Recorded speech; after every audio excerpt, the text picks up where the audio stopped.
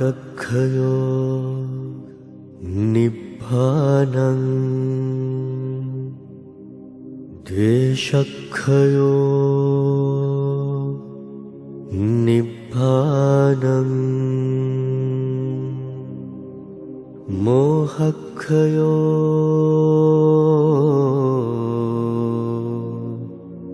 නිබ්බානං.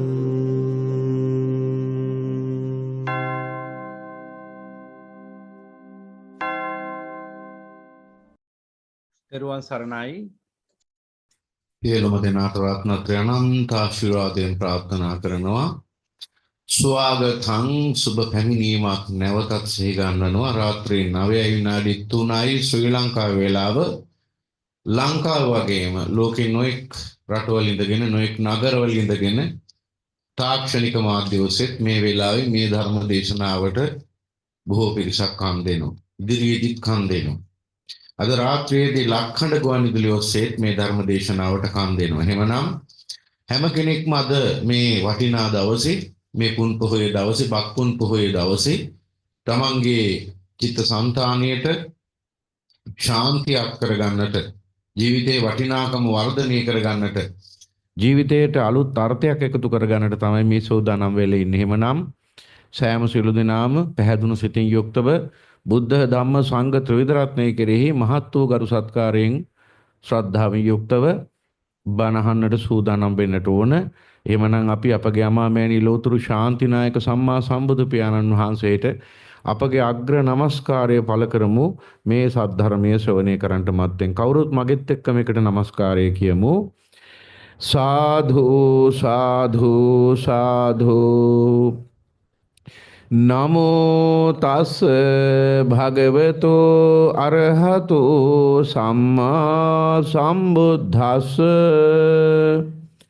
නමෝ තස් භගවතු අරහතු සම්මා සම්බුද්දස්ස. නමෝ තස් භගවතු අරහතු සම්මා සම්බුද්දස්ස. සාධු සාධු සාධු. සමන්ත චක්කවාලේසු අත්‍රා ගච්ඡන්තු දේවතා සද්ධම්මං මුනි රාජස් සුනන්තු සග්ග මොක්ඛදං. ධම්ම ශ්‍රවණ කාලෝ අයං භදන්තා. ධම්ම ශ්‍රවණ කාලෝ අයං භදන්තා. ධම්ම ශ්‍රවණ කාලෝ අයං භදන්තා. साधु साधु साधु साधु.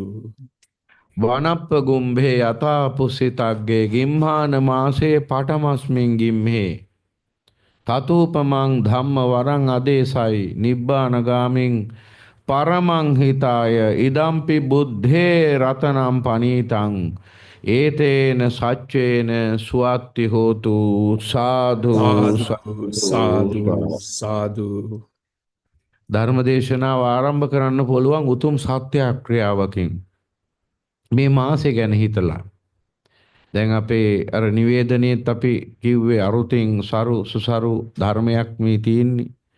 ඒක උපමා කරලා තියෙන්නේ කුමකටද? බුදුරජාණන් වහන්සේ. උන්වහන්සේගේම උපමාවක්. වනප්ප ගුම්භේ යථා පුස්සිතග්ගේ ගිම්හාන මාසේ පටමස්මින් ගිම්හේ.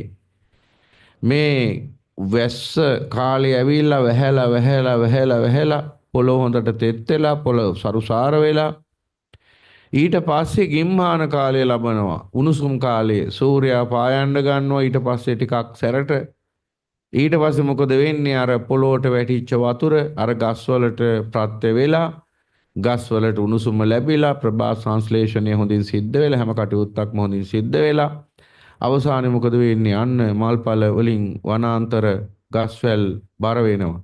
එතකොට අර සරුසාර වණියක් තියෙනවා මලින් පලින් බර වෙච්ච.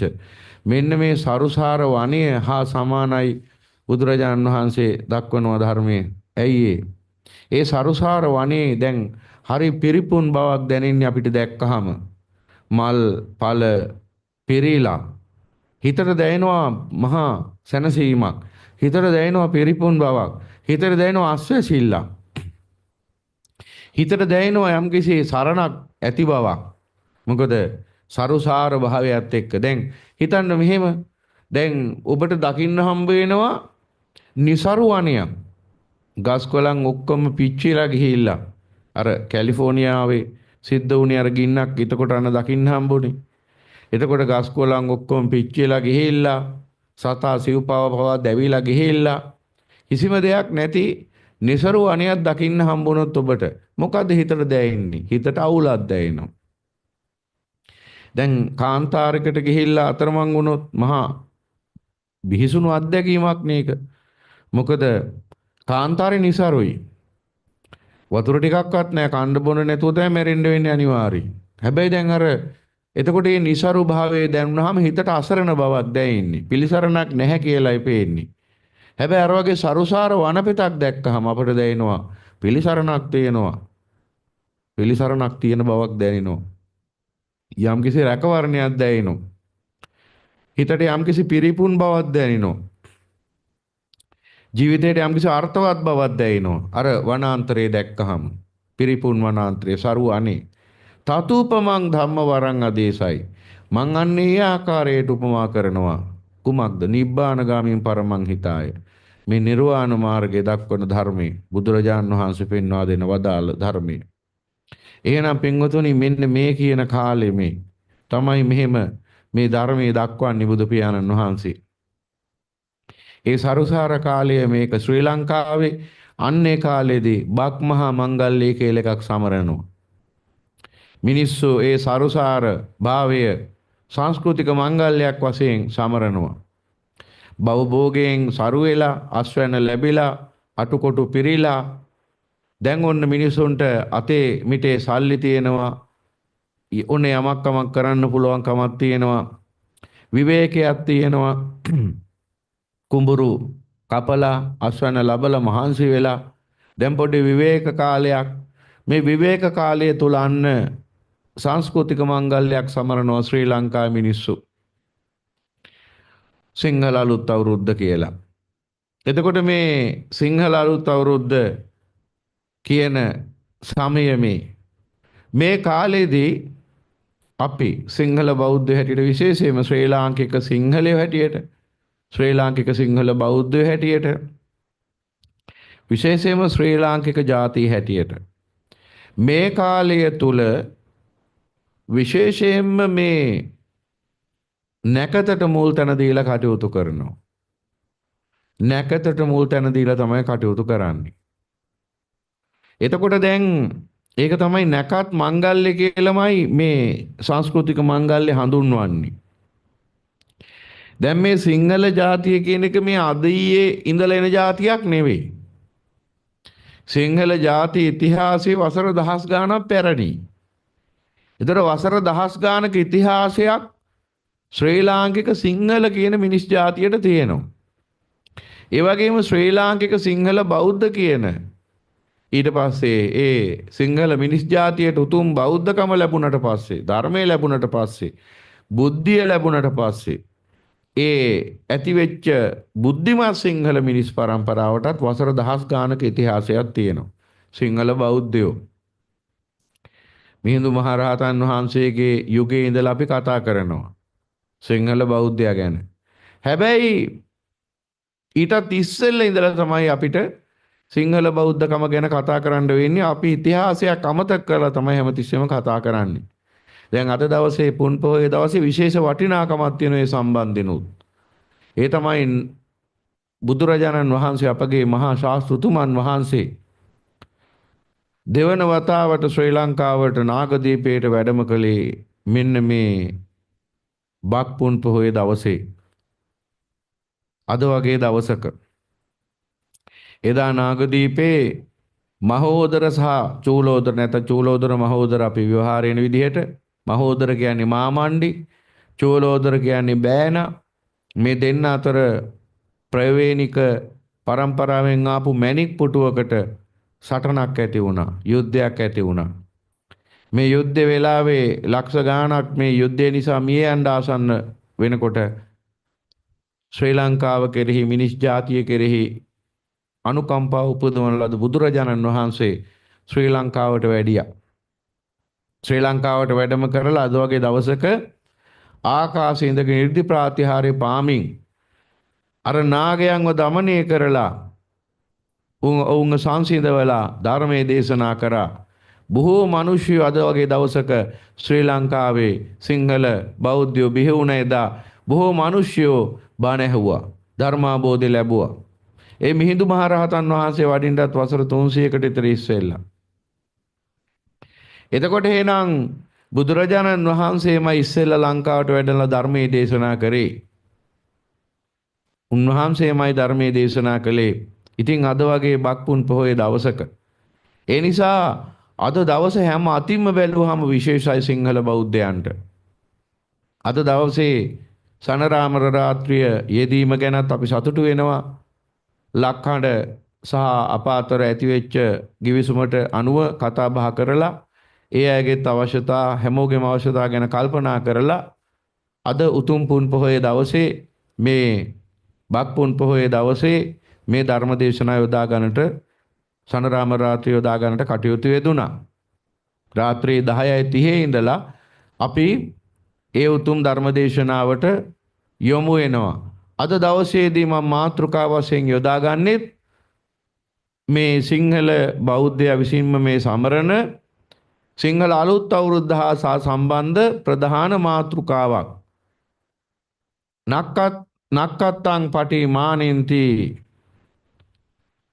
අත්තෝ බාලං උපජ්ජකා අත්තෝ අත්තස්ස නක්කත්තං කිං කරිස්සන්ති තාරකා. යනාදී වශයෙන් බුදුරජාණන් වහන්සේ දේශනා කරන ධර්මය මම අද දවසේ මාතෘකාව වශයෙන් යොදා ගන්නවා. තව ටික වෙලාවකින් ඒ ධර්ම දේශනාවේදී අපි ඒ ගැන ඒ වෙලාවට සාකච්ඡා කරමු. දැන් මේ වෙලාවේ අපිට බොහොම සුළු කාලයක් තියෙනවා රාත්‍රී 10:30 වෙනකන් ශ්‍රී ලංකාවේ සිංහල බෞද්ධ පින්වතුන් නොඑක් දිසාවල ඉඳලා ඇවිල්ලා තියෙනවා බණ අහන්න මේ ස්ථානෙට. ඒ වගේම මාධ්‍ය ඔස්සේ Zoom YouTube ඔස්සේ සම්බන්ධ වෙනවා. ඒ වගේම අද රාත්‍රියේදී ලක්හඬ ඔස්සේ මේ ධර්ම දේශනාවට කන් දෙනවා. එහෙමනම් අපි ඒ වෙලාවට ඒ නැකත් ගැන ඒ මිත්‍යා දෘෂ්ටියෙන් නිදහස් වෙලා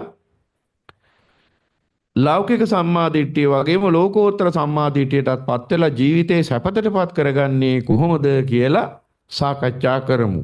ඒක රාත්‍රී 10:30 ඉඳලා සිද්ධ වෙන ධර්ම දේශනාවට අදාළව අපි සිද්ධ කරමු. දැන් මේ වෙලාව මම කැමති ඔබත් එක්ක සාකච්ඡා කරන්න ධර්මයේ ගැන මොනවා හරි ප්‍රශ්න තියෙනම් මොකද කාලෙකින් අපිට බැරි වුණා මේ පැමිණි පිරිසට අවස්ථාවක් දෙන්න මයික්‍රොෆෝනිය යොමු කරන්න. එහෙම මට පේනවා ඉතින් නොඑක් අදහස් ප්‍රශ්න තියෙනවා සාකච්ඡා කරන්න කැමැත්තෙන්. අපි දැන් මේ ලෝතුරු වරණ සනරාමර රාත්‍රිය බොහෝ කාලයක සිට පවත්වාගෙන එනවා. මට ධර්ම දේශනාව අවසන් වුණාම අපේ පින්වතුන් මුණ ගැහිලා බොහෝ විට මේ අපේ වැඩිහිටි අම්මලා තාත්තලා කියනවා අනේ හාමුදුරුවනේ අපිට ජීවිතේට මේ ධර්මය අහන්න ලැබෙන එකක් නැහැ කියලා හිතාගෙන හිටියේ. මොකද නොඑක් මතවාදත් එක්ක මේ බුද්ධ ශාසනය ගැන නොඑක් ඇති වෙලා තියෙන ව්‍යාකූලතා, මිනිසයන්ට ධර්මය අධර්මයේ තෝරගන්න බැරුව ඉන්නවා, හරි වැරද්ද තෝරගන්න බැරුව ඉන්නවා. අර බුදුරජාණන් වහන්සේ කාලාම සූත්‍රයේ දේශනා කරන කාලේ වෙනකොට අර කාලාම වේසයන්ට මුහුණ දෙන්න සිද්ධ වෙලා තිබිච්ච ඒ දුෂ්කරතාවම ශ්‍රී ලංකාවේ මිනිසුන්ටත් ඇති වෙලා තියෙනවා බුද්ධ ශාසනය තුල. එදා නම් එහෙම උනේ බුද්ධ ශාසනය තුල නෙවෙයි. එදා එහෙම උනේ අන්‍ය ශාසනත් පැවතිය කාලයක. ඒ කියන්නේ නිගණ්ඨයෝ බොහෝ හිටිය කාලයක, අන්තොටුව බොහෝ හිටිය කාලයක, නොඑක් ආගමික දර්ශන මතවාද බහුලව තියෙන කාලයක තමයි බුදුරජාණන් වහන්සේත් පහළ වුණේ. ඒ නිසා ඒ වෙනකොට මේ මිනිස්සුන්ට මෙන්න නිර්වාණ මාර්ගය, මෙන්න විමුක්ති මාර්ගය මම බුදුන් යයි කියාගත්තා වූ බොහෝ දිනෙක ඇවිල්ලා ඒ වෙනකොට ධර්මයේ දේශනා කරලා තිබුණ ධර්මයේ යයි කුමක් හෝ. ධර්මයේ කියලා කියන්නේ මොකද්ද? කටින් කියන හැමදේම ධර්මයේ වෙන්න බෑනේ මිනිස්සු. ඒ නිසා අන්‍ය තීර්ථකයොත් ඇවිල්ලා ඔවුන් විශ්වාස කරන දෙයක් කිව්වා.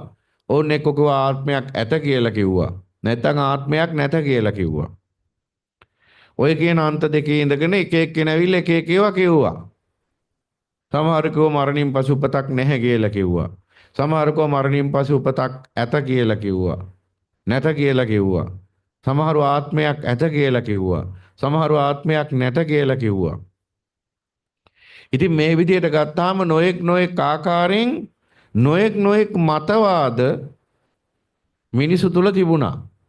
ඒ තිබිච්ච මතවාද නිසාම අර ඒ අදහස් දරන අන්තොටු ඇවිල්ලා තමන්ගේ අදහස ප්‍රකාශ කරලා ගියාම හරි වැරද්ද විචාර බුද්ධියෙන් තෝරගන්න බැරි මිනිස්සු ධර්මය අධර්මය හරියට තෝරගන්න බැරි මිනිස්සු මොකද උනේ? අනාථ වුණා. අනාථ වෙලා කල්පනා කර අපි අසරණ වුණානේ. ඇයි? එක්කෙනෙක් ඇවිල්ලා එකක් කියනවා, තව කෙනෙක් ඇවිල්ලා තව එකක් කියනවා, තව කෙනෙක් ඇවිල්ලා තව එකක් කියනවා, තව කෙනෙක් ඇවිල්ලා තව එකක් කියනවා, තව කෙනෙක් ඇවිල්ලා තව එකක් කියනවා. මොකක් පිළිගන්නද කියලා මිනිසුන්ට හිතා ගන්න බැරුව ගියා. බුදුරජාණන් වහන්සේගෙන්ම අහන්න සිද්ධ වෙනවා, ඔබ වහන්සේත් බුදු වෙලාද? නැත්නම් ඔබ වහන්සේත් ওই ධර්මයේ දේශනා කරන්නේ අවබෝධයෙන්ද කියලා බුදු පියාණන් වහන්සේගෙන් අහන්න සිද්ධ වුණ කාලාම වැසියන්ට.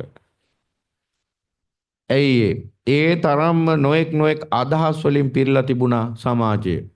අද මේ ශ්‍රී ලංකාව කියන රටත් සිංහල බෞද්ධ බුද්ධ ශාසනය පවතින රට වුණාට මේ රටේ සිංහල බෞද්ධය අතර සෑහෙන ભેද පින්නතා නිර්මාණය වෙලා තියෙනවා. සෑහෙන බෙදීම් දකින්න ලැබෙනවා. සෑහෙන මිත්‍යා දෘෂ්ටි දකින්න ලැබෙනවා. නොමග යැවීම් දකින්න ලැබෙනවා. වරදවා දැක්වීම් දකින්න ලැබෙනවා. නොඑක් ආකාරයෙන් මිනිස්සු අනාථ වෙලා තියෙනවා. ඒ නිසා මිනිස්සුන්ට මේ ධර්මයේ කෙරෙහි තියෙන විශ්වාසය අන්තිමට නැති වෙලා තියෙනවා. මිනිස්සු අන්තිමට බණ අහලා තේරුමක් නැහැ කියන මට්ටමකට ඇවිල්ලා තියෙනවා. ඉඳ හිට බණක් ඔය නිකන් අර ගෙදර දොරේ ඇහින්නම් වාලි සින්දුවක් වගේ වුණට කමක් නැහැ. ඒ වෙනුවෙන් විශේෂයෙන්ම කාලයේ යොදවලා බණ අහලා තේරුමක් නැහැ කියලා අන්න කියනවා. ඒ වෙනුවෙන් ධර්මයේ වෙනුවෙන් කාලය යොදවලා තේරුමක් නැහැ කියන මට්ටමට මිනිස්සු ධර්මයෙන් ඈත් වෙලා තියෙනවා. දැන් අර පිරිත් කියලා જાතියක් තියෙනවනේ පිරිත්. පිරිත් කියන එකේ වටිනාකම මේ වෙනකොට කොහොමද? මිනිස්සු පිරිත් කියන එක පිළිගන්නවද? පිරිත් වලින් ප්‍රතිඵලයක් ලැබෙන බව විශ්වාස කරනවද? නැති වෙලා තියෙනවා. පිරිත් ගැන විශ්වාසය නැති වෙලා තියෙනවා. ඇයි ඒ? දැන් එළි වෙනකන් ආමුදුරුව පිරිත් කියනවා, මිනිස්සු නිදි කිර ඉන්නවා. ඕකෙන් සෙතක් වුණාද නැද්ද කියලා එහෙම හිතන්නේ නැතුව යනවා. පුරුද්දක් වශයෙන් සංස්කෘතික අංගයක් වශයෙන් මිනිස්සු පිරිත් කියනවා. සර්ව රාත්‍රික පරිත්‍රාණ ධර්මදේශනා මේ රටේ තාමත් පැවැත්වෙනවා. හැබැයි මේ පිරිතෙන් Tamante යහපතක් වුණාද නැද්ද කියලා ඊයින් පස්සේ දවසේ ආයේ කවදාවත් ඊයින් පස්සේ නෙමෙයි ආයේ කවදාවත් ඒ ගැන කතාවක් නැහැ. ඇයි? පිරිත් වලින් එහෙම ප්‍රතිඵලයක් ලැබෙනවා කියලා මිනිස්සු එහෙම දැකලා නැහැ. නැත්තම් මිනිසුන්ට ඒක එච්චර ගෝචර වෙලා නැහැ. එහෙනම් ඒක පිරිත් වල වරදක්ද? නැහැ. එහෙනම් පිරිත් ගැන මිනිසුන්ට දැනගන්න හම්බ වෙන්නේ පිරිත් වල බලයක් තිබිච්ච නිසානේ. පිරිත් වල බලයක් තිබුණා, කලින් ඒ බලයෙන් මිනිසු ප්‍රයෝජන ගත්තා. ඒ නිසා තමයි ජන සමාජයේ පිරිත් ගැන මතයක් හැදීගෙන ඉන්නේ. මතවාදයක් අදහසක් තියෙන්නේ. හැබැයි අද වෙනකොට මිනිස්සුන්ට පිරිත් ගැන තියෙන වටිනාකම අඩු වෙලා තියෙන්නේ. ඇයි ඒ? පිරිත් වලින් එහෙම ප්‍රයෝජනයක් ලැබෙනවා කියලා මිනිස්සුන්ට ලොකුවට විශ්වාසයක් නැති මට්ටමකට ඇවිල්ලා තියෙන්නේ. ඒවා බොරු දේවල් කියන මට්ටමට ඇවිල්ලා තියෙන්නේ එක පැත්තකින්. 100%ක්ම නෙවෙයි. අර සම්ප්‍රදායක් වශයෙන් තාමත් පිරිත් කියනවා මිනිස්සු. හැබැයි විශ්වාසයක් නැහැ. විශ්වාසයක් නැති නිසා පිරිත් ගෙවල කොහොමද බලන්නකො හැසිරෙන්නේ? ආමුදුරුවෝ අමාරුවෙන් හරි පිරිත් ටික කියා ගන්නවා. මාරුවෙන් මාරුවට හරි. ඉන්න ජනයා අති බහුතරයක් දෙනා නිදි. අති බහුතරයක් දෙනා නිදි. හාමුදුරුවෝ ඉතින් ඔහේ පෙරිට් එකේ ස්පීකර් එකක් දාගෙන කී ඉඳලා හාමුදුරුවෝ උදේ අන්තන් ඉතින් ඉවර කරලා ආශිර්වාද කරනවා. ඉතින් මිනිස්සු නිදාගෙන ඉඳලා ඇවිල්ලා පිරිත් පැම්බවනවා, පිරිත් නූල් බඳිනවා. අන්න පිරිත් වලින් ලැබිච්ච ආශිර්වාද ඒකයි කියලා හිතනවා. දැන් ওই විදිහට ගත්තාම ධර්මයටත් ඕකමයි වෙලා තියෙන්නේ අද වෙනකොට. බණහනවා කියන එකත් මිනිස්සු කරන්නේ අන්න ඒ වගේ. නිකන් ආවට ගියාර කරන දෙයක් වෙලා තියෙනවා. ධර්මදේශනාවකට කන් දෙනවා කියන එක උවමනාවෙන් කරන එකක් නෙවෙයි. නිකන් ඇහෙනවට අහගෙන ඉන්නවා කියන මට්ටමට පිරිහිලා තියෙනවා. ඔවුන් දන්නේ ජීවිතයේ අමරණීය භාවයට පත් කරන ධර්මයේ මේ බුදු පියාණන් වහන්සේගේ ධර්මයේ කියලා. ඒ අමරණීය භාවයට පත් කරන. ඒ කියන්නේ දැන් ඔබ ජීවිතේ විඳිනවනේ යම්තා ප්‍රශ්න දුක් කරදර පීඩා මේ හැමදේම අවසන් කරන ධර්මය. තථාගත ධර්මය කියන්නේ. දැන් ජීවිතේ දැන් මේ අවුරුදු උත්සවයේ එළඹෙනවා. ඒ අවුරුදු උත්සවයේදීත් නැකත් බල මිනිස්සු නොඑක් සිරිත් අනුගමනය කර බලාපොරොත්තු වෙන්නේ මොකද්ද? හැමතිස්සෙම ජීවිතේට සපතක් උදා කර ගැනීම. කවුරුවත් කැමති නැහැ දුක් විඳින්න. කිසිම කෙනෙක් කැමති නැහැ දුක් විඳින්න. හැමෝම කැමති සැප විඳින්න. හැමෝම කැමති කායික වශයෙන් මානසික වශයෙන් සුව සහනෙන් යුක්තව වාසය කරන්න. කවුරුවත් කැමති නැහැ කායික වශයෙන් දුක් විඳින්න. මානසික වශයෙන් දුක් විඳින්න. කායික මානසික සුව සහනය තමයි හැමතිස්සෙම බලාපොරොත්තු වෙන දේ. ඉගෙන ගන්න මොකටද? ඒ සඳහා. ඇයි ඉගෙනගෙන අනාගතේ රස්සා කරලා ව්‍යාපාර කරලා ජීවිකා කරලා මුදලක් හම්බ කරගෙන තමන්ගේ ආශාවන් ඉෂ්ට සාධනය කරගෙන යහපත් ජීවිතයක් ගත කරන්න කායික වශයෙන් මානසික වශයෙන් සුවසහනෙ උදා කරගන්න තමයි හැම කෙනෙක්ම තමන්ගේ ජීවිතේ වැය කරලා තියෙන්නේ, වෙන් කරලා තියෙන්නේ. දැන් අද මේ දවස බොහෝ පිරිස් වලට අද කාර්ය බහුල දවසක් ශ්‍රී ලංකාවේ සිංහල වැසියන්ට බණහන අයට උනත් ඒ බව එහෙම වෙන්න ඇති කියලා බණහනවා කිව්වට දැන් ගෙදර ඔක්කොම බණහන් නැහෙනේ. එතකොට ගෙදර එක්කෙනෙක් ඉන්නවා බණහන්, අනිත් අය බණහන් නැහැ. එතකොට අද දවස ගත්තාම බොහෝ කාර්ය බහුල දවසක්. මොකද ඒකට හේතුව මේ අලුත් අවුරුදු උත්සවය ඒ උදෙසා සූදානම් වෙනවා. ඇයි මේ සැපතටපත් වෙන්න? සැප හොයාගන්න ජීවිතේ නැතුව මොකට ඒ දුක් විඳින්නද මිනිස්සු අවුරුදු සමරන්නේ? නෑනේ. ජීවිතේ සැප විඳින්න. එතකොට ජීවිතේ සැප විඳින්න කියලා ඒ කරපු හැම දෙයකින්ම ඇත්තටම සැප ලැබිලාද තියෙන ජීවිතේට කියලා කල්පනා කරලා බලන්න ඕන. දැන් තමන්ට උවමනා දේවල් කරගෙන තියෙනවනේ මේ සැප ලැබෙයි කියලා. ඇත්තට මේ දේවල් වලින් ජීවිතේ සැප ලැබුණාද? නැත්නම් ජීවිතේට ශාන්තියක් උදා වුණාද? පිළිසරණක් ලැබුණාද? සංසිඳීමක් ලැබුණාද? ජීවිතේට නැවතීමක් ලැබුණාද? ජීවිතේට දැන් හරි කියලා ස්පාසුවක් ලැබුණාද? සතුටෙන් නිස්කලංකව ඉසිඹුවක් ඇතුව හුස්මක් අටක් ගන්න දවසක් උදා වුණාද කියලා බලන්න ඕන ජීවිතේට. දැන් කොහොම හිටියත් මැරිලා යනවනේ. කොයි වෙලාවක හරි මරණය එනවා. ඒ මරණය එනකන් ගත කරන ජීවිතේ ගත කරන විදිය තමයි දන්නේ නැත්තේ මිනිස්සු. ඒ නිසා බොහෝ මිනිස්සු මොකද කරන්නේ? මරණය එනකම්ම දුක් විඳිනවා. මරණය එනකම්ම දුක් විඳිනවා. දැන් තමන්ගේ අම්මා තාත්තා ජීවත් වුණා මේ ලෝකේ. ඒ අය මැරෙන දවස වෙනකම්ම දුක් විඳ දැක්කා. ඒ අය මැරෙන දවස වෙනකම්ම වෙහෙසුණා. කවුරු වෙනුවෙන්ද? දරු මල්ල වෙනුවෙන්. දේපල වෙනුවෙන්. අවසානයේ මැරිලා ගියා. අර දරු මල්ලන් එක්කන් ගියෙත් නෑ පරලොවට. අර බොහොම ආදරෙන් රැක්ක දේපල අරන් ගියෙත් නෑ පරලොවට. මොකද්ද සිද්ධ වුනේ? මැරෙන දවස වෙනකම්ම මහන්සි වුණා. මොකටද? හරයක් ඇති දෙයකටද? නෑ. අනන්ත සංසාරයක ඉඳලා මහන්සි වුණා වගේම මහන්සි වෙලා මැරිලා ගියා. අවුරුදු 50ක්ද 60ක්ද 70ක්ද 80ක්ද 100ක්ද ජීවත් වෙන්නේ ඒ සමස්ත කාලය පුරාම අර්ථයක් නොදෙන ජීවත් වෙන මිනිස්සු වෙහෙසෙනවා. දැන් මේ මාගේ සාංශාරික සත්පුරුෂ බුද්ධිවන්ත ශ්‍රද්ධා සම්පන්න පින්වතුන් බණහනෝ.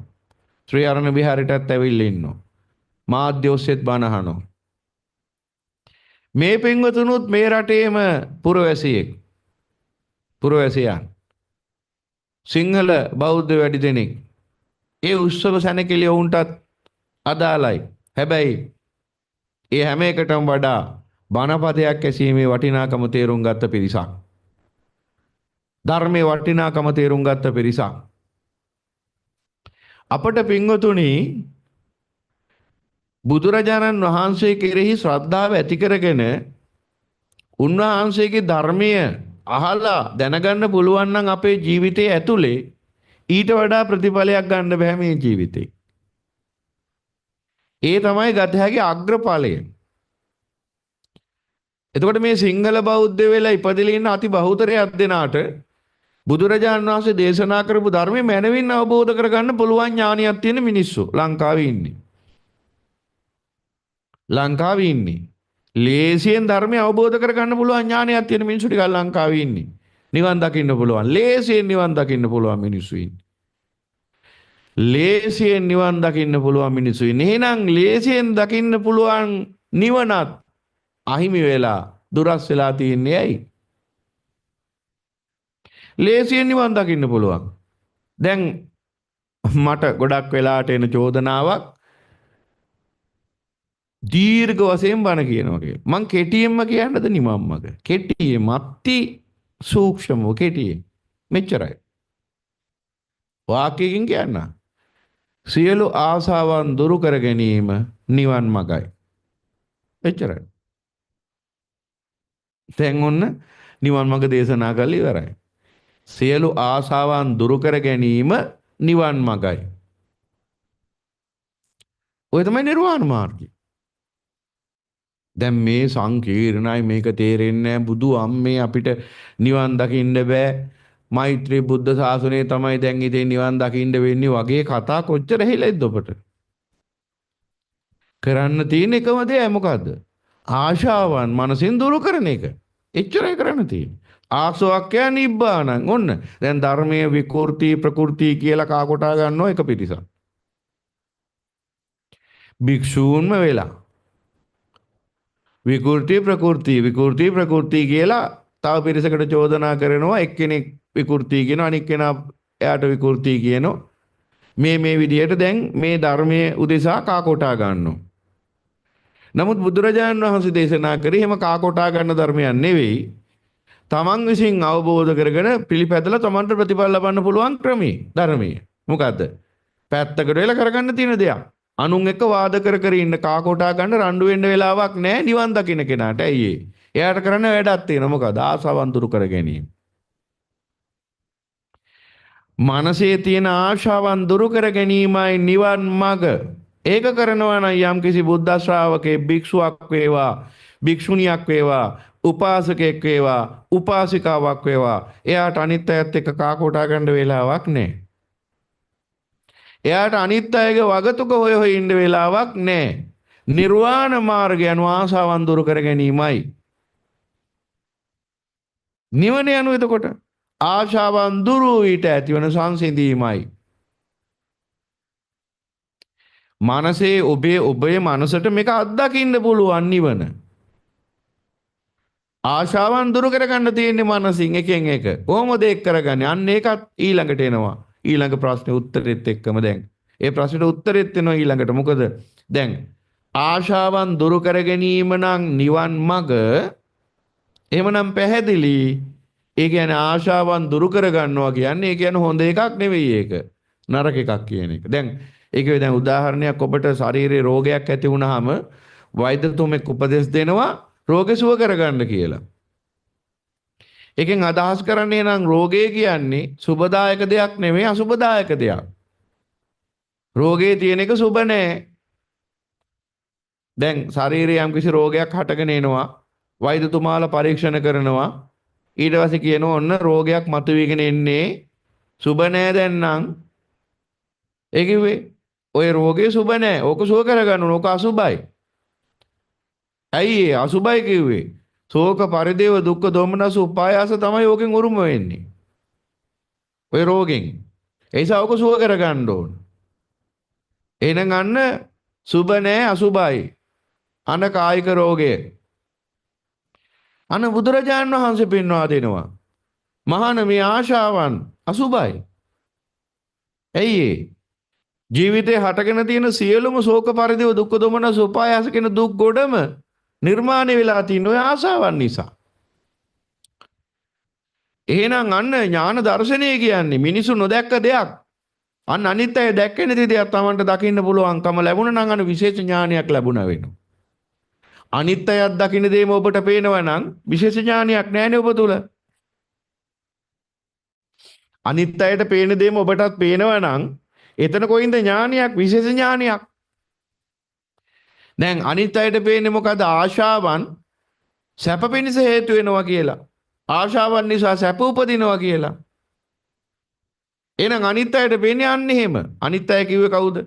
බණ අහන්න නැති ධර්මයේ ගැන වැටහීමක් නැති ශාසනයෙන් බැහැර ජනයා. ඒ ඇයි කියන පෘථග්ජනයා කියලා. පෘථග්ජන කිව්වේ ශාසනයෙන් බැහැරයි. ශාසනයෙන් බැහැරයි. ශාසනයෙන් බැහැරයි කිව්වේ පන්සල් යන්නේ නැහැ. බණක් අහන්නේ නැහැ. එහෙමයි කියන අර්ථයේද? එතනත් ඒ අර්ථෙත් තියෙනවා. ඒ අර්ථෙත් තියෙන අඩු වැඩි වශයෙන්. හැබැයි පන්සල් යන ඕනතරම් පෘථග්ජනියොත් ඉන්නවා. එහෙනම් පන්සල් ගිය පමණින් ඔහු ශාසනයට අයිති වෙන්නේ නැහැ. ශාසනය කිව්වේ සබ්බපාපස්සකරණං කුසලස්ස උපසම්පදා සචිත්ත පරියෝදපන. සියලුම පාපයන්ගෙන් වැළකීම කුසලය නොහොත් තමන්ව ශික්ෂණය කර ගැනීමේ හැකියාව වර්ධනය කර ගැනීම සචිත්ත පරියෝදාපන හිත පාරිශුද්ධ භාවයට පත් කර ගැනීම ඒතම් බුද්ධාන ශාසනං. එයයි බුද්ධ ආඥා ශාසනය, බුද්ධ ශාසනය. අන්නේ ශාසනයෙන් බැහැර ජනයා. එය තමයි පෘථග්ජනයා කියන්නේ. මෙන්න මේ පෘථග්ජනයා සැපයි කියලා හිතන්නේ මෙතෙක් ඔහුට ලැබිච්ච දත්ත අනුව ලැබිච්ච දැනුම අනුව. මොකද්ද? කාමයේ ආස්වාදේ ආශාවන්. මෙතන තියෙන්නේ පින්වතුනි මම ඇත්තම කියන්නේ මේ ගැඹුරෙන්ම. ධර්මයේ දේශනා කරන්න ගියත් කොලේ වහලයි ධර්මයේ දේශනා කරා. කොලේ වහගෙන ජීවත් වෙන්නේ අපි හැමතිස්සෙම. ඒකයි ඒ ඍජුභාවයේ නැති එකයි ඇත්ත ඇති හැටියෙන් කෙලින් දකින්න නැති එකයි මේ ප්‍රමාදේ. වටේ ගොඩේ යනවා අපි. ප්‍රධාන මාතෘකාව මතක කරලා මොකද? ආසාවන් දුරු කර ගැනීම. එතෙන්ටමයි එන්න ඕන. වෙන කොහේ වටේ ඉද්දත් වැඩක් නැහැ. ආසාවන් දුරු කර ගැනීම. තමන් නිවන් මඟ වඩනවා කියලා කරන්න ඕනේ දේ. වෙන දේවල් නෙමෙයි. එහෙනම් දැන් එතෙන්දිම ඥානයක් උපදිනවා. එහෙනම් ඒ ආසාව මං ඉස්සලත් කිව්වා ආසාව එහෙනම් දුරු කරගන්න කියන්නේ ඇයි? ඒක හොඳ නැති නිසා. නැත්නම් ඒකෙන් විපතක් වෙන නිසා. දැන් රෝගේ සුව කරගන්න කියන්නේ ඇයි? ඒ රෝගෙන් දුකක් අත්වෙන නිසා.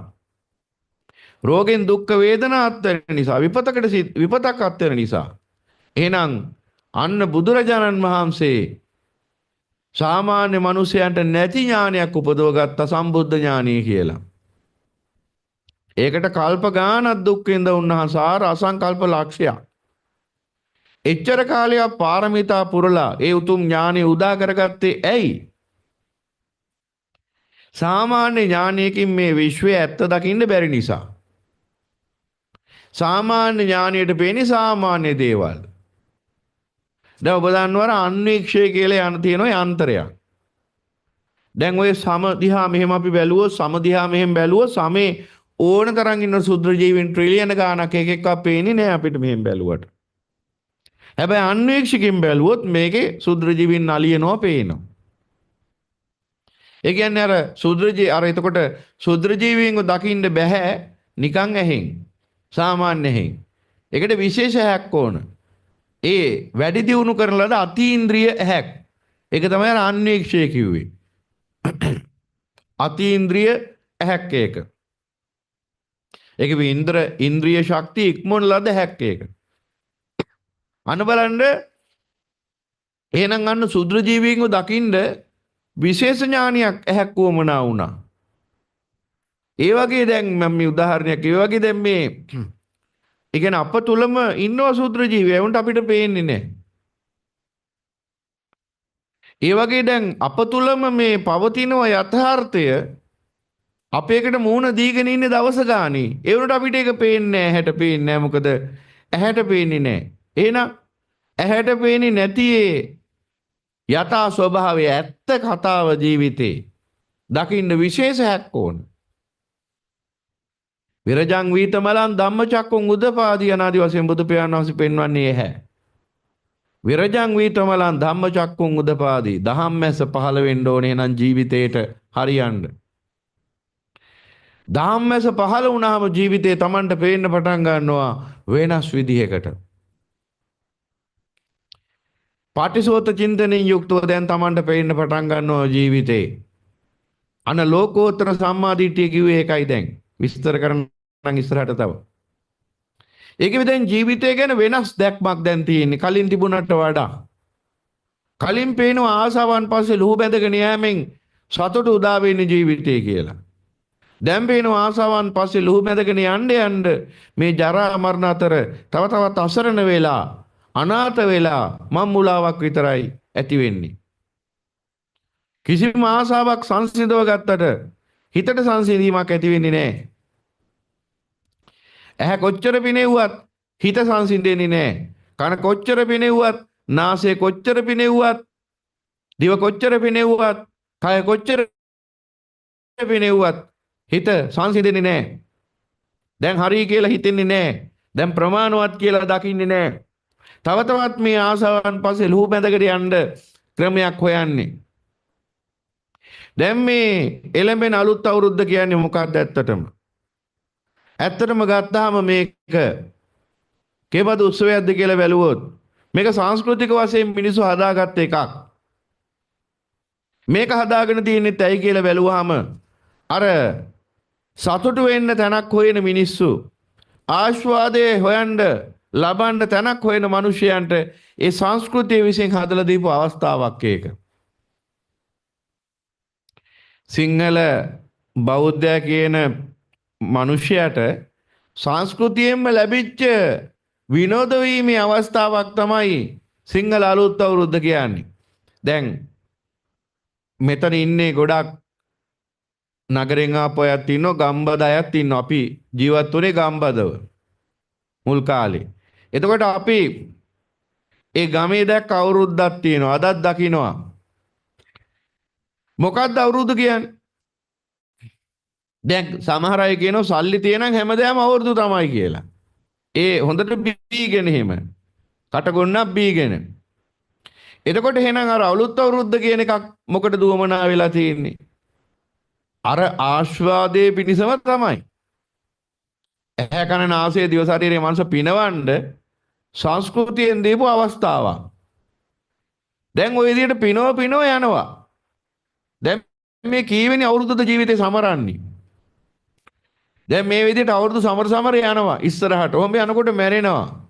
මැරුණාම එතෙක් රැස් වෙච්ච කර්මයට අනුව කර්මානුරූපව පරලෝක ජීවිතය ලැබෙනවා. කම්මසකෝමි මානව, කම්මසකෝමි සත්තා, කම්මදායදෝ, කම්ම යෝනි, කම්ම බන්දු, කම්ම පටිසරණ යන ආදී වශයෙන්. ඊට පස්සේ මොකද වෙන්නේ? ඒ අත්භවය තුලත් ওই විදිහටම ආයි ජීවිතයක් මුණ ගැහෙනවා. අපි හිතමුකෝ ඒ ජීවිතේදී දැන් මේ ජීවිතේදී සිංහල වෙලා ඉපදුනා, අලුත් අවුරුද්ද සමරුවා. මැරිලා ගිහින් උපදිනවා මුස්ලිම් වෙලා. ඊළඟ අවුරුද්දේ සමරනවා, ඊළඟ පාර සමරනවා රාමසාන. මැරිලා ගිහින් උපදිනවා දෙමළ කුලේ. ඊට පස්සේ සමරනවා තයිපොංගල්. මැරිලා ගිහින් ඉපදිනවා ඉන්දියාවේ. සමරනවා හෝලි, තව නොඑක් දේවල්. මැරිලා ගිහින් උපදිනවා යුරෝපේ. සමරනවා අර හැලෝයින්, යක්කු මල පෙරේතය වගේ ඇඳගෙන සමරනවා. එහෙම සමරන්න ඕන තරම් අවස්ථා තියෙනවා ජීවිතේ සංසාරේ. මර එනවා මේ සංසාරේ අනන්ත කාලෙක ඉඳලා. සමරන එක තමයි උනේ. සමරාව අන්තිමට මරත් එක්ක තමයි ඇවිල්ලා තියෙන්නේ. පමාදෝ මච්චුනෝ පදං. ප්‍රමාදයට එක්ක තමයි මේ ඇවිල්ලා තියෙන්නේ. එහෙනම් පින්වතුනි අපි මේ తాවකාලික සතුටක් මේ මොහොතේ ලැබෙන මේ සුළු වින්දනයක් ගැන හිතලා මුළු ජීවිතේම විනාශ කරගන්නවා නම් මුළු ජීවිතේටම විපතක් අත් කරගන්නවා නම් ඒ පුද්ගලයාට ඥානවන්තයෙක් කියන්න බෑනේ. ඒ අඥානය තමයි හැමතිස්සෙම සුළු සතුටක් නිසා විශාල විපතක් උරුම කරගන්නේ. දැන් ඔබ දැකලා තියෙනවා දැන් මිනිස්සු කියනවා කසිප්පු බීලා මහපාරක විනාශ වෙලා ඉන්න මිනිහෙක්ව පේනවා අපිට. ඒ මිනිහා ඇයි එහෙම උනේ කියලා කිව්වම ගමේ මිනිස්සු කියන ඕක බීලා ඔය තත්ත්වයට ආවේ කියලා. දැන් පේනවා පේමන්ට් එක දැන් ඉන්නවා කණ්ඩත් නැහැ බොණ්ඩත් නැහැ හරියමං ඇඳුමකුත් නැහැ දැන් බීලා බේබද්දෙක් දැන් පිරිහිලා ගිහිල්ලා අවසානයේ දැන් කසිප්පු ඉල්ලෙල මිනිසුන්ට කරදර කර ඉන්නවා පේමන්ට් එකකට වෙලා. දැන් මේ මිනිහව දැක්කාම බුද්ධිමාන් මිනිසු කියන කතාවක් තමයි අන්න අර මිනිහා අර මෝඩයා අර සුළු සතුටක් නිසා ජීවිතේ වනස ගත්තා. මොකද්ද? මත්පැන් නිසා. මත්පැන් වලට බේබදු කමින් ඇලිලා අවසානයේ මිනිහා ජීවිතේ නසාගත්තා කියලා අන්න බුද්ධිමාන් මිනිසු කියනවා. එතකොට සුළු සතුටක් නිසා තමයි මිනිහා විනාශ වෙලා තියෙන්නේ. දැන් ඕක දකින්න ඥානියක් තියෙනවනේ ඔබට. එහෙනම් පින්වතුනි, ওই ඥානෙම Taman දිහාත් බලන්නකො. දැන් අර කසිප්පු බීලා අර මත්පැන් ටිකක් බීලා මත්පැන් වල ඒ සතුටට ආස්වාදයට ජීවිතේම සින්න කරලා ජීවිතේම බේබද්දෙක් වශයෙන් මහපාරක මීයන්ට සූදානම් මිනිහෙක් දැක්කම අපිට පේනවා නේද මේ මෝඩ මිනිහා මේ සුළු ආස්වාදයක් නිසා මේ ජීවිතේ වනසගෙන කියලා. දැන් අපිට මේ වර්තමානයේ ශ්‍රී ලංකාවේ මේ තරුණ පරපුර ගැන තරුණ ළමයි ගැන කිව්වහම බොහෝ දෙනෙක් කියන කතාවක් තමයි බොහෝ දෙනෙක් මේ අයිස් කියලා නූතන මත්ද්‍රව්‍යයක් තියෙනවා. මේ අයිස් කියන මත්ද්‍රව්‍ය නිසා වර්තමාන තරුණ පරම්පරාව විනාශ වෙලා ඉන්නේ කියලා. ඕන අපරාධයක් කරන්න දෙපාරක් හිතන්නේ නැහැ අයිස් කියලා ඒ මත්ද්‍රව්‍ය නිසා. අයිස් කියන මත්ද්‍රව්‍ය කියලා කියනවා. දැන් අර තරුණ ළමයි මේ ඉස්කෝලේ යන වයසේ ළමයි විශ්වවිද්‍යාල ඉගෙන ගන්න ළමයි ජීවිතය ආරම්භ වෙච්ච ගමන් තාරුණ්‍යයේ නෙලිපත්තේ තාම ජීවිතය ආරම්භ කෙලිපත්තේ ඉන්නේ. ඒ තාරුණ්‍යයේ ආරම්භක යෞවනයේ ඉන්නේ තරුණ ළමයි යෞවන ළමයි සුළු සතුටක් නිසා මුළු ජීවිතේම මනස ගන්න. මොකද ඒ සුළු සතුටක් ලබන්න කියලා සමහර විට ඔය සතුට යාළුවොත් එක්ක ගිහිල්ලා ක්ලබ් එකක පාටි එක ලබන සතුටක්. ඒ ආස්වාදේ ලබන වෙලාවේදී ළමයින්ට හිතෙනවා මේක සුන්දර ලෝකයක් මේක මිහිරි ලෝකයක් ලස්සන ලෝකෙක ඉපදීලා හෙට ගැන නොතැවීලා හද සැනකෙලී වල්මත් වීලා රසෝගේ රැඳීම රහයි ජීවිතය කියලා තමයි හිතෙන්නේ.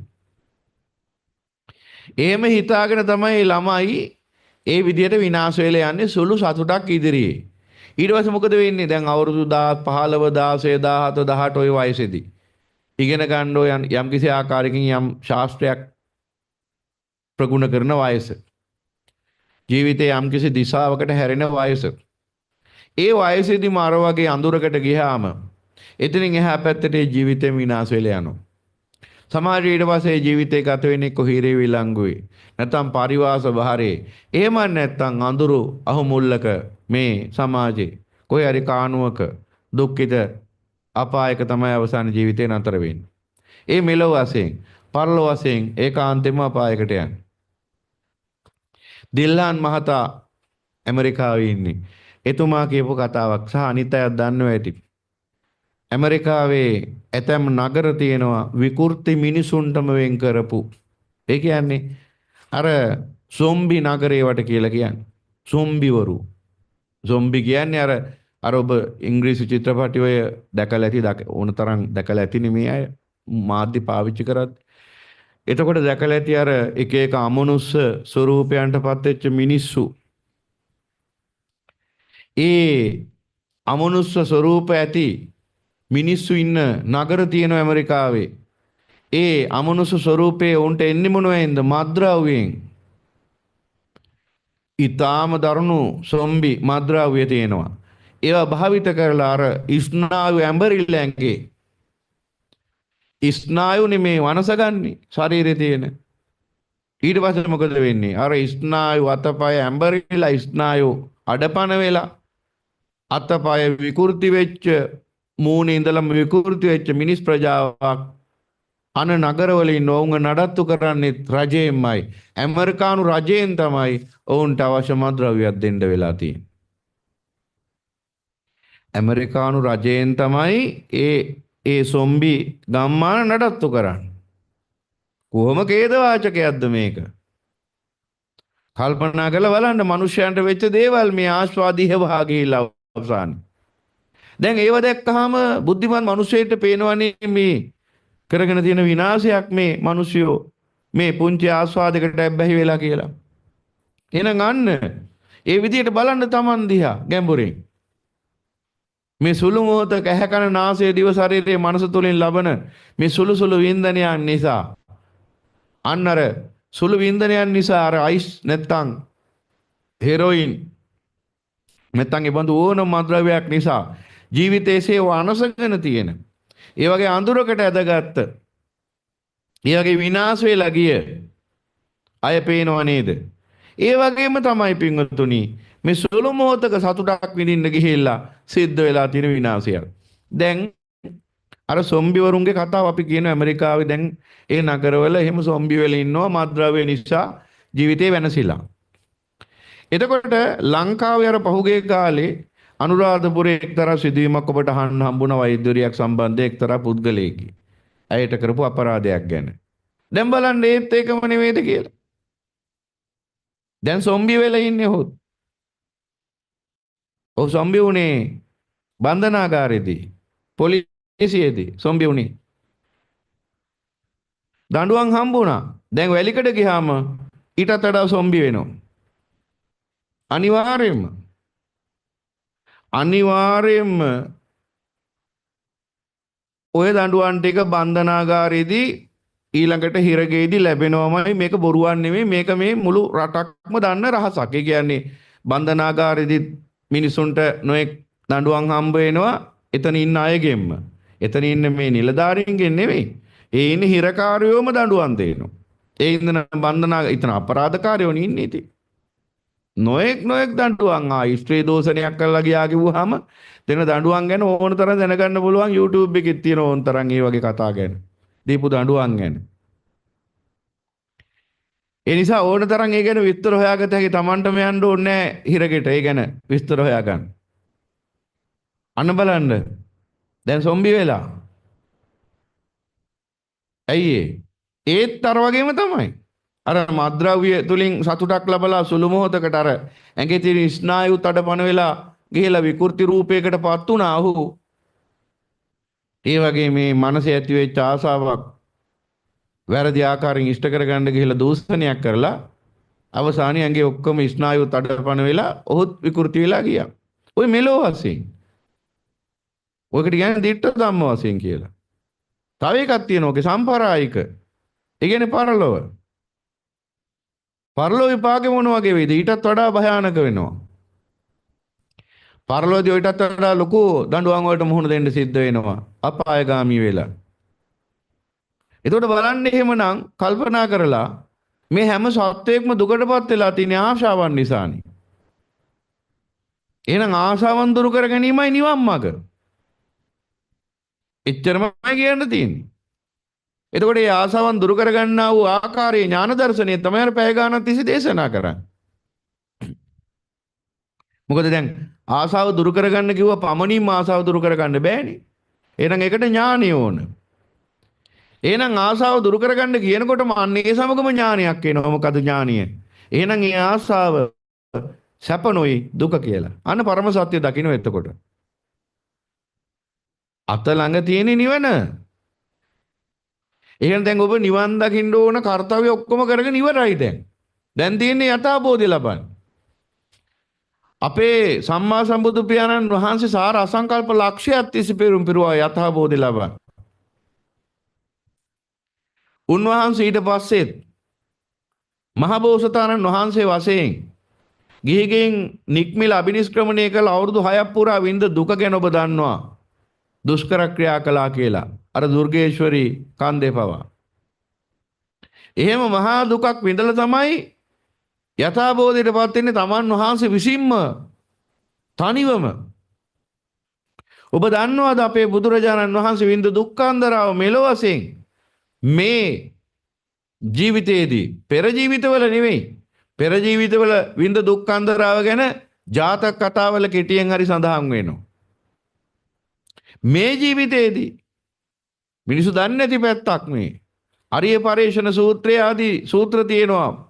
පරිසාස ආදී සූත්‍ර ඒව කියවන්න ඕන. ඒවැය තියෙනවන්න බුදු පියාණන් වහන්සේ මහා බෝසතාණන් වහන්සේ වශයෙන් විඳ දුක.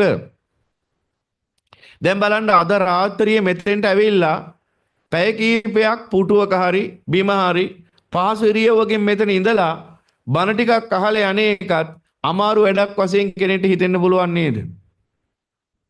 නමුත් ඔබ මතක තියාගන්න මේ ධර්මයේ තනිවම අවබෝධ කරගන්න තනියෙන් අවබෝධ කරගන්න උන්වහන්සේ නොවින්ද දුකක් නැහැ.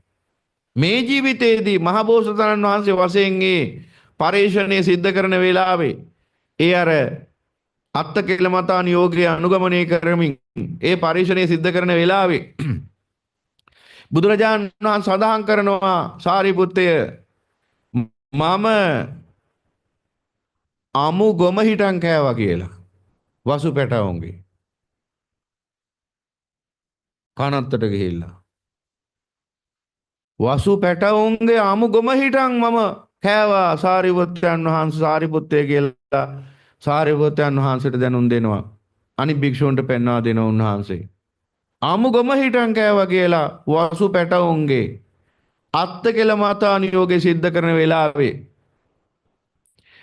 සෝහනට ගිහිල්ලා නොසැලී ඉන්නකොට සෝහනට ගිහිල්ලා අර කියපු විදියට හිටියා. ඉතින් අත්ත කෙල මාතා නියෝගයට අනුව දුෂ්කර ක්‍රියා කරමින් යථාබෝධය ලබන්න කියලා. එහෙම ඉන්නකොට සාරිපුත්තය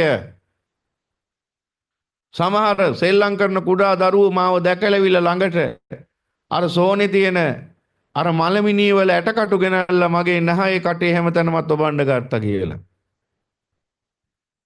කන් වල එහෙම ඔබන්න ගත්තා කියලා. අර මිනී ඇටකටු. එපමණක් නෙවෙයි ඇඟට මුත්‍රාත් කළා කියලා. ඒ සෙල්ලම් කරන පොඩි දරුවෝ. මොකද ඇඟ පුරා දූවිලි ගාගෙන උන්වහන්සේ හිටියේ. දූවිලි තට්ටු පිටින් තිබුණා කියලා උන්වහන්සේ සඳහන් කරනවා. දූවිලි තට්ටු ගැලවිලා ගියා කියලා ඇඟෙන්. නාන්නෙම නැතුව හිටියා කියලා. මාස ගණන් අවුරුදු ගණන් අර දුෂ්කර ක්‍රියා කරමින්. එහෙම ඉන්නකොට ඇඟේ තට්ටු පිටින් දූවිලි තට්ටු දූවිලි ඇති වුණා. දූවිලි කොච්චර දූවිලි බැඳුනද කියන දූවිලි පතුරු පිටින් ගැලවිලා ගියා කියලා සඳහන් කරනවා. එච්චර දූවිලි මඩ තට්ටු වශයෙන් ඇඟේ බැඳිලා ඇඟ පුරාම එහෙම දූවිලි බැඳිලා විකාර වෙලා ඉන්නකොට අර පොඩි දරුවෝ ඇවිල්ලා ඇඟට මුත්‍රා කරලා තියෙනවා. එච්චර දුකක් විඳලා තියෙන උන්වහන්සේ මේ ජීවිතේ දැන් සමහර මිනිස්සු උන්වහන්සේගේ මේ උත්තරීතරයේ පාරමිතාව පව ප්‍රතික්ෂේප කරමින් නොඑක් කතා පාපී කතා කියනවනේ. ජාතක කතා ගැන පෙර ජාතක පෙර අත්භවයන්හිදී උන්වහන්සේ කරපු කැපකිරීම පොඩ්ඩක් පැත්තකින් තියමුකෝ. මේ ජීවිතේදීවත් අපි කරලා තියෙනවා ඒ වගේ කැපකිරීමක් සත්‍ය අවබෝධය පිණිස. කවුද වසුපැටවුන්ගේ ගොම කාලා තියෙන්නේ සෝනිදලා? රැලි වෙනකන් නිදි වරාගෙන එහෙම දුක් විඳලා තියෙන්නේ කවුද? කලන්තේ දදා වැටලා තියෙන්නේ කවුද? සත්‍ය අවබෝධය පිණිස එච්චර මහන්සි වුණේ කවුද අපි? අපට තියෙන්නේ කොච්චර සැපතක්ද? අපට තියෙන්නේ සුව පහසු ආසනයකට වෙලා වාඩි වෙලා බණ ටික අහන්නනේ. කොච්චර සැපතකට පත් කරලාද අපිව. දැන් අර සමහර තාත්තලා ඉන්නවා දහ දුක් විඳලා අනුන්ට අතපාලා බැල මෙහෙවර කරලා බොහොම අමාරුවෙන් දුක් විඳලා නොකා නොබී පේමන්ට් වල නිදාගෙන ඉඳලා එහෙම අමාරුවෙන් ජීවිතේ ගොඩ දාගෙන ලොකු ධනවතෙක් වෙලා ඉන්න මිනිස්සු ඉන්නවා. මේ මිනිසයන්ට උපදින දරුවෝ ඒ උපදින දරුවාට එහෙම ප්‍රශ්නයක් නැහැ. එයා පේමන්ට් වල නිදා ගන්න ඕනේ. එයාට ලුණුයි බතුයි කන්න ඕනේ. හැබැයි තාත්තේ ඔක්කොම කරලා තියෙන්නේ. තාත්තා ලුණුයි බතුයි කාලා තියෙනවා. තාත්තා සෑහෙන ගින්දර කාලා තියෙනවා. තාත්තා පේමන්ට් වල නිදාගෙන තියෙනවා. තාත්තා අනුන්ට අතපාලා තියෙනවා. තාත්තා අනුන්ගේ දෙපා අල්ලලා වැඳලා තියෙනවා පිළිසරණක් නැතුව. එහෙම ඔක්කොම බැරිකම් තාත්තා කුණුහර පහලා තියෙනවා මිනිසුන්ගෙන්. නින්දා ලැබලා තියෙනවා. තාත්තා ගුටි කාලා තියෙනවා මිනිසුන්ගෙන්. නැති බැරි කාලේ තාත්තගේ මූණට කෙල ගහලා තියෙනවා මිනිස්සු. ගහලා පන්නලා තියෙනවා. පේමන්ට් එකකවත් නිදා ගන්න දුන්නේ නැහැ. පළපළ කියලා හිඟන්න කියලා එලවලා තියෙනවා. එහෙම දුක් විඳලා තාත්තා කොහොම හරි ජීවිතේ ගොඩ දාගෙන දැන් තාත්තා ධනවතෙක් වෙලා තියෙනවා. දැන් පුතා එකක්වත් නින්න ඕනේ. ඒ නිසාම පුතාට තේරෙන්නේ තාත්තාගේ වටිනාකම. ඒ නිසාම පුතාට තේරෙන්නේ තාත්තගේ ධනෙ තියෙන වටිනාකම. තාත්තගේ වටිනාකම තේරෙන්නෙත් නැහැ. තාත්තගේ ධනෙ වටිනාකම තේරෙන්නේ නැහැ පුතාට. අයියේ දෙකම නොමිලේ ලැබුණා බොහොම පහසුවෙන් උපදිනකොටම. තාත්තව දැක්කේ ඉපදෙනකොටම ලොකු මුදලාලි කෙනෙක් ව්‍යාපාරිකයෙක් වශයෙන්. ඒ නිසා තාත්තා ගැන තියෙන එහෙම චිත්‍රයක් දරුවට. තාත්තර පේමන්ට් වල නිදාගත්තේ ඔය කතා ටික දන්නේ නැහැ. දන්නවනම් තාත්තට කවදාවත් නිග්‍රහ කරන්නෙත් නැහැ. තාත්තගේ ධනිය අපත යවන්නෙත් නැහැ. ඒ දෙකම නොදන්නා වූ නාස්තිකාර පුතෙක් බිහි වුණොත් මොකෝ වෙන්නේ? එදාට ඒ නාස්තිකාර පුතා මොකද කරන්නේ?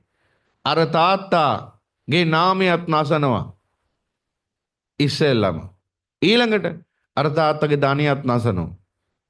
මොකද ඒ පුතාට කිසිම නැහැ වටිනාකමක් ඒ තාත්තගේ ධනෙ. මොකද ඔහු මහන්සි වෙලා උපයා සපයා ගත්ත එකක් නෙවෙයිනේ. අවසානයේ මොකද වෙන්නේ ඔහුට? ඔහුට වෙන්නේ මොකද්ද?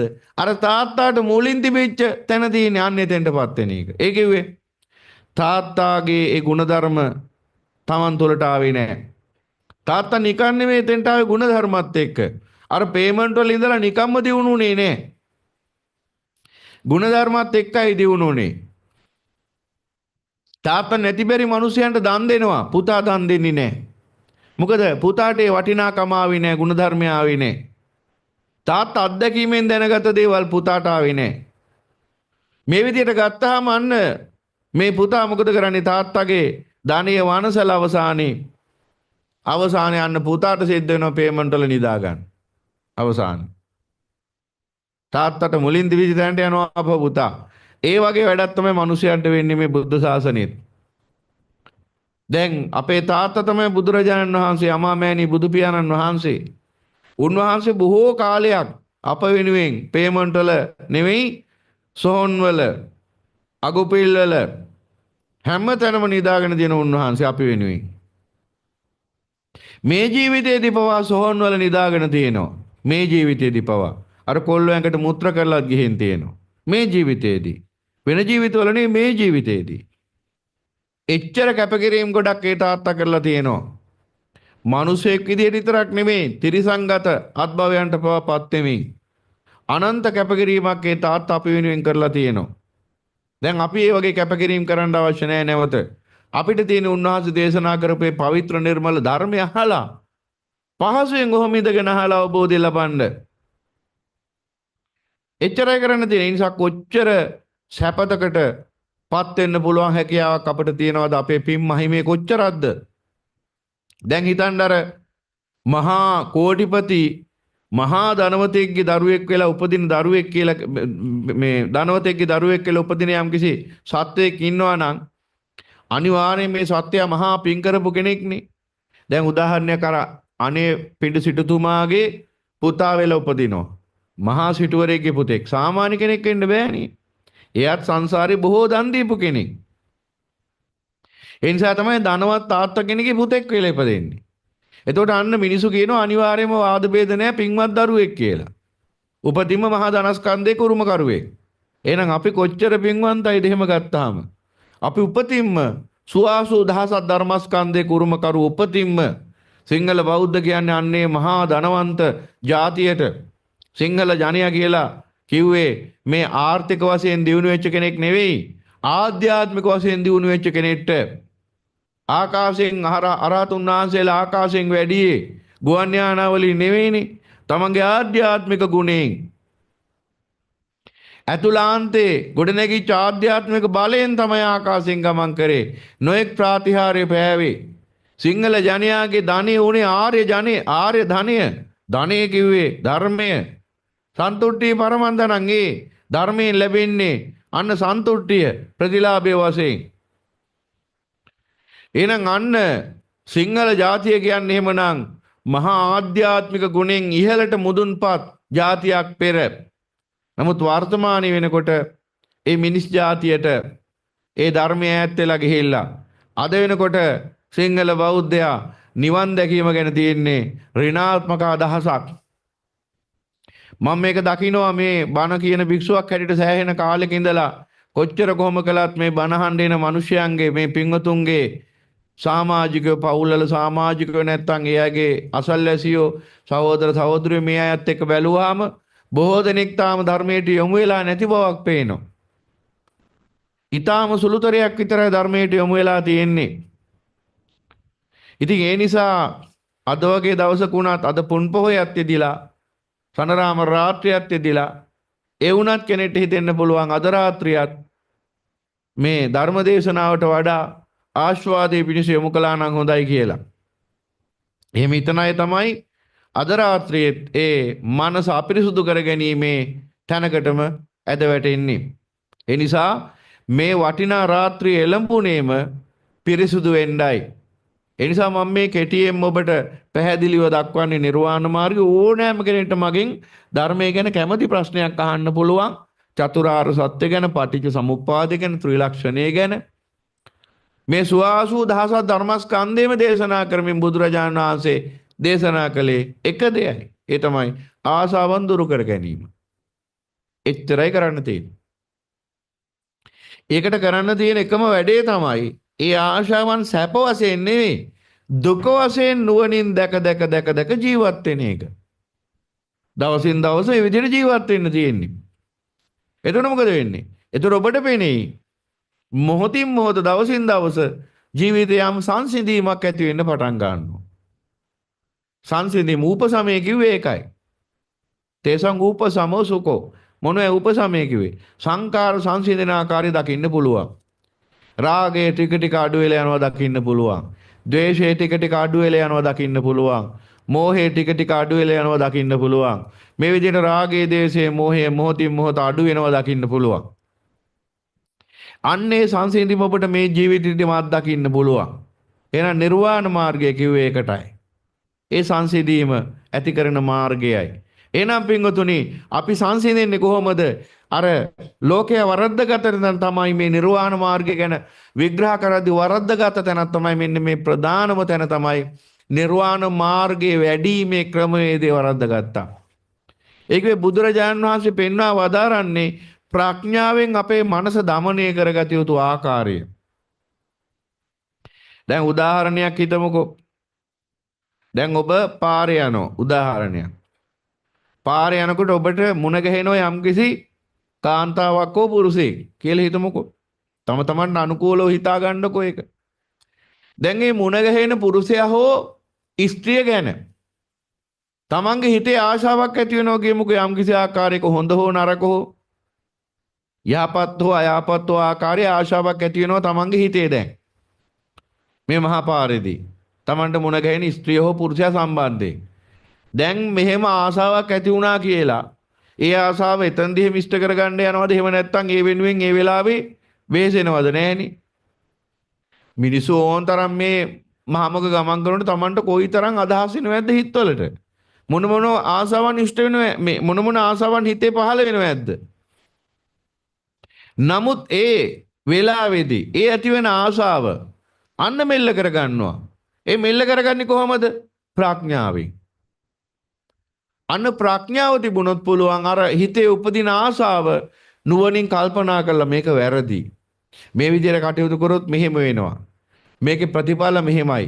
මේකේ ප්‍රතිවිපාක මෙහෙමයි. මෙහෙම වුණොත් මෙහෙම වෙනවා. හිරේ විලංගු වැටෙනවා. බන්ධනාගාරයට යන්න වෙනවා. හිරේට යන්න වෙනවා. දඬුවම් විඳින්න වෙනවා.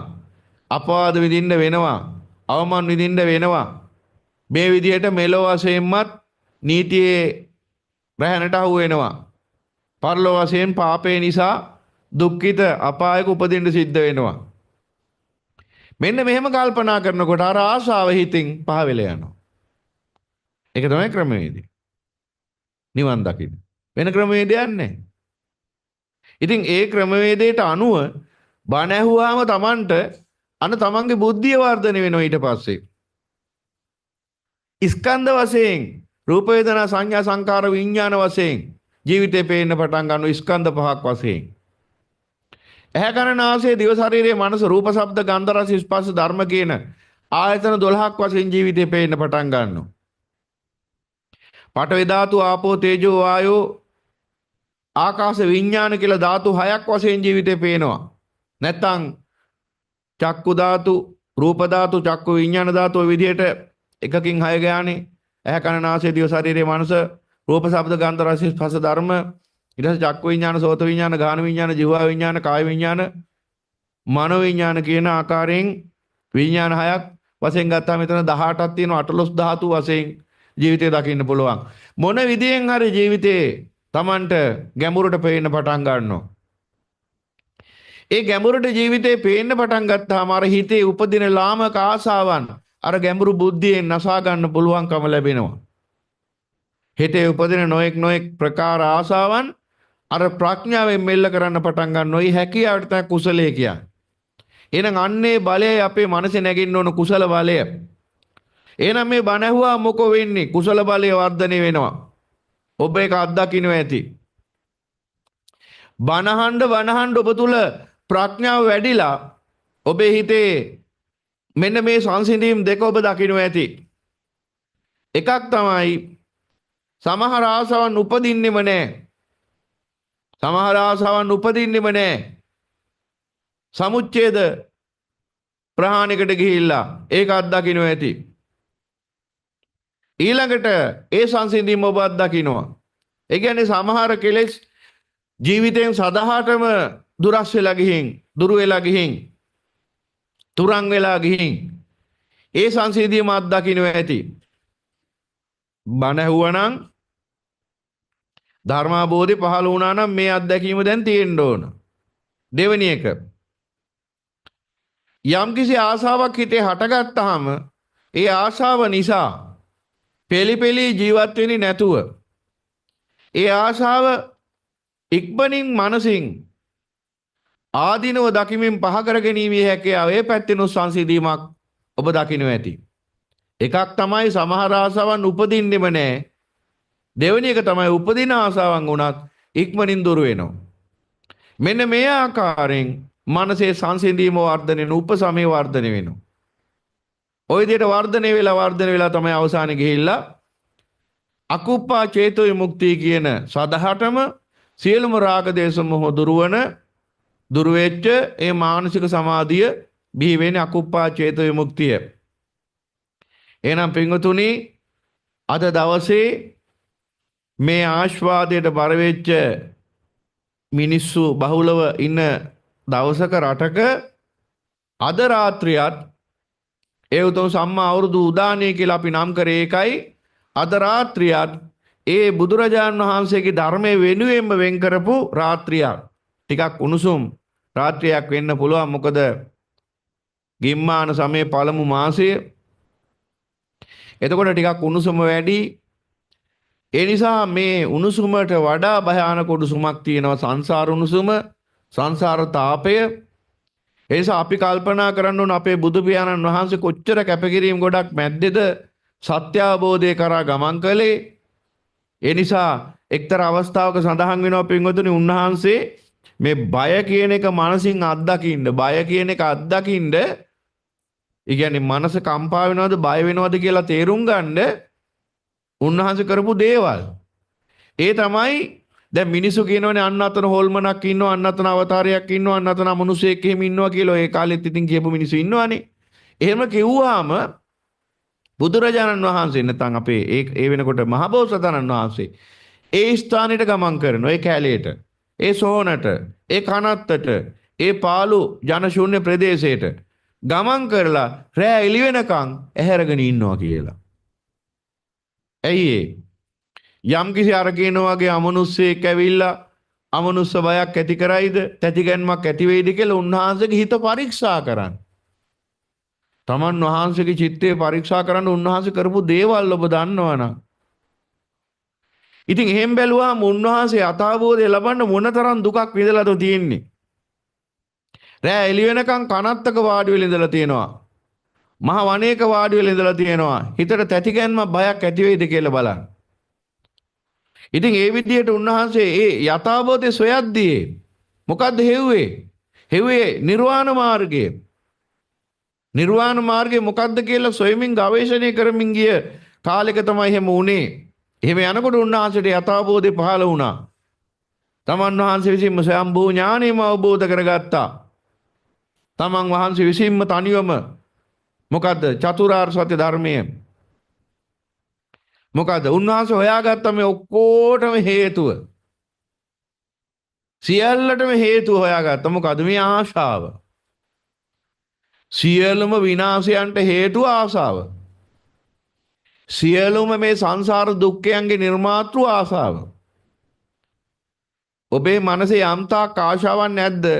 ඔබ ඒ තාක් දුක්ඛයන්ගේ උරුමකරුවෙක්. ඔබගේ මනසේ කොච්චර ආශාවන් පවතිනවද? ඒ මට්ටමට නැවත ඔබ මේ සංසාරේ නැවත උපතකට අතවනන කෙනෙක්. සංසාරයේ උපතක් මේ ජරා මරණ අතර නැවත පැවැත්මක් උරුම කෙනෙක්. ආශාවන් මනසේ කොච්චර බලවත්ද? ඒ මට්ටමට ඔබේ පරලෝ ජීවිතයත් ඕලාරිකයි. ඒ කියන්නේ ආශාවන් රළු නම් බරපතල නම් පරලෝ ජීවිතයත් බරපතල ජීවිතයක්. ආශාවන් ඊටාම තුනී නම් පරලෝ ජීවිතයත් ඊටාම සූක්ෂම තුනී ජීවිතයක්. ආශාවන් සම්පූර්ණයෙන් මනසෙන් දුරු වුණා නම් එහෙනම් පරලෝ ජීවිතයත් දුරු වුණා වෙනවා. ආයි පරලොවක් නැහැ. අන්න එදාටයි පරලොව නැහැ කියන්න ඕන. කවද්ද? රහත් ඵලයටපත් වෙච්ච දවසට. ඒ රහතන් වහන්සේට අනිත් අයට පරලොවක් තියෙනවා. ඒ නිසා මේ ලැබිච්ච ජීවිතේ අපිට ලැබිලා තියෙන්නේ මේ ඇහැ පිනව පිනව, කන පිනව පිනව, නාසය පිනව පිනව, දිව පිනව පිනව, කය පිනව පිනව, මනස පිනව පිනව ඉන්නද? ඒක තමයි අපි මේ සාමාන්‍ය ජනයා හිතන විදිය. නමුත් මම ඒකයි මූලාරම්භයේදී කිව්වේ විශේෂ ඥානයක් උපදිනවා බුදුරජාණන් වහන්සේගේ ධර්මයට කන් දුන්නාම. විශේෂ ඥානයක් උපදිනවා මොකද්ද? මේ ජීවත් වෙන්න ඕන, මේ ජීවිතේ පවතින්න ඕනේ ආශාවන් උදෙසා නෙවෙයි කියලා. ඒ ආශාවන්ගෙන් වෙන්වීම උදෙසායි ජීවිතය වෙන් කරන්න ඕන කියලා අන්න අවබෝධයක් එන්න පටන් ගන්නවා. අන්න එදාට තමයි මේ විදිහට සත්පුරුෂ පින්වතුන් බවට පත් වෙලා යහපත් වූ උසස් මිනිසු බවට පත් වෙලා අවංක මිනිසු බවට පත් වෙලා සීලවන්ත සමාධිවන්ත ප්‍රඥාවන්ත මිනිසු බවට පත් වෙලා බුද්ධ ශාසනයේ නියම අර්ථය පරිහරණය කරන්නේ. බුද්ධ ශාසනයේ නියම අර්ථය භුක්ති විඳින්නේ. අන්න එනං ඒ උතුම් බුද්ධ ශ්‍රාවකයෝ වන ඔබයි. රාත්‍රී 10යි විනාඩි 29යි ප්‍රියන්ත මහතා. එවනම් අපි ලක්හඬ ගුවන්විදුලියත් එක්ක සම්බන්ධ වෙලා මේ සජීවී ධර්ම දේශනාව සිද්ධ කරමු. උතුම් සම්‍යක් දෘෂ්ටිය ගැන, ලෝකෝත්තර සම්මා දිට්ඨිය ගැන සාකච්ඡා කරමු. හොඳයි ප්‍රියන්ත මහතා, එහෙමනම් අපි ලක්හඬත් එක්ක සම්බන්ධ වෙමු. රාත්‍රී 10යි විනාඩි 29යි මේ උතුම් ධර්මයේ මනාකොට අහලා දරාගෙන මේ භයානක සංසාර දුකෙන් සදාට මත මිදෙනවා කියන අදිෂ්ඨානයෙන් කවුරු සාදුකාරයක් පවත්වමු. Sadhu, sadhu, sadhu, sadhu.